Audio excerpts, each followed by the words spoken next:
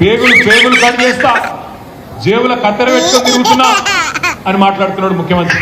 నాకు నిన్ననే ఒక మిత్రుడు ఫోన్ చేసిండు, సూర్యాపేటకి వెళ్ళి ఫోన్ చేసి చెప్తున్నాడు, వాళ్ళ కాడ ఒక బస్సులలో ఫుల్ రష్ అయింది. మీకు తెలుసు, ఫ్రీ బస్సు పెట్టినాక ఆగమాగం అయిపోయింది. ఇవాళ ఇక అందులో కూడా రకరకాల కథలు ఉన్నాయి. బస్సులో ఆయనతో ఒక జేబు దొంగని పట్టుకున్నారట సూర్యాపేటలో. పట్టుకుంటే పోలీసు వాళ్ళు తీసుకుపోయి పోలీస్ స్టేషన్లో పెట్టి ఒక్కడు చంపిన వాళ్ళు. ఏమేమి దోసుకున్నావు తీ బయటకని. నేనేడా దోసుకున్నా సార్, నేనేం దోసుకోలేదట. మరి నీ జేబులో కత్తెర ఎందుకు కుదిరా అని అడిగినాడు. అంటే వాడు అంటున్నాడు, ముఖ్యమంత్రి జేబులో కత్తెర పెట్టుకొని తిరుగుతుంది, నేనేది పెట్టుకొని తిరగదు సార్. అరే ముఖ్యమంత్రి చెప్తున్నాడు జేబులో కత్తెర పెట్టుకొని తిరుగుతున్నా అని, నేనేది పెట్టుకోవద్దు సార్, జేబులో కత్తెర పెట్టుకొని తిరుగుడే నేరమా అని వాడు దబాయిస్తున్నాడు. ముఖ్యమంత్రి మాట్లాడే మాటలు ఏందండి? జేబులో కత్తెర పెట్టుకొని తిరుగుతున్నా, కట్ చేస్తా, మెడల పేగులు వేసుకుంటా.